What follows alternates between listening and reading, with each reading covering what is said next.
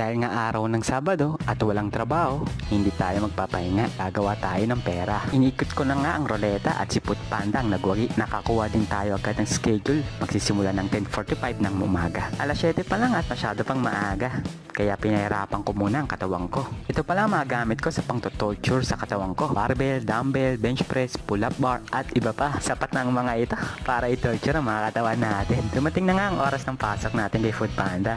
Hindi agad ako pinasukan ng order, nagantay din ako dito ng matagal. Buti na lang may Lalamove. Ito kasi ang sumasalba sa akin kapag natetenga ng matagal. Nakakuha din agad ako ng booking kay Lalamove. Ihahatid lang sa may Muson. Nasa Muson na ako at malapit na sa drop off nang pinasukan ako ng order kay Foodpanda. Kinuha ko na agad ang foods kay McDo at dineliver na agad kay customer.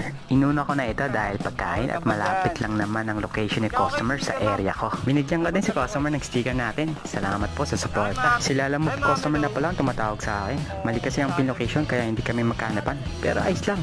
Mabait naman si ma'am. Malakas yata ang area dito sa Muson dahil pinasukan agad ako ng pangalawang booking. Jollibee naman ngayon at i-deliver dito lang din sa may Muson. Nag-e-enjoy talaga ako sa ganitong racket. Nagugustuhan ko na siya kaysa sa regular ko na trabaho. Alam mo yung pakiramdam na walang pressure. Walang boss na nagmamando sa'yo. Hawak mo ang oras mo. Kapag pagod ka na, pwede magpahinga. At higit sa lahat, nakadepende sa sipag mo ang kikitain mo. Ang saya, di ba? Kaya tulungan nyo ako mag-resign. Kapag umabot ang page ng 100,000 followers, magre-resign ako at magpo-focus na lang sa pag-lights at vlog. Hindi ko napansin ang oras at gabi na. Kinuha ko na nga yung lugaw at hihatid dito lang din sa Francisco Homes. Pasin ko mas madami yung orders tuwing gabi. Sunod-sunod kasi ang pasok ng mga orders. Ito naman pick up sa McDo, di-deliver sa Gaya-Gaya. Looban ng pagdi-deliver ko, walang ilaw sa iskinita na ito, kaya kung ano-ano tuloy pumapasok sa isipan ko ng mga oras nang yan. Napapadalas kasi ang mga balitang krimen at iligal na aktibidad dito sa Bulacan. At ito lang ang dahilan kung bakit ayoko magbiyahe kapag gabi. Ganun pa man, mas madami pa ding booking sa gabi. Shoutout pala kay sir.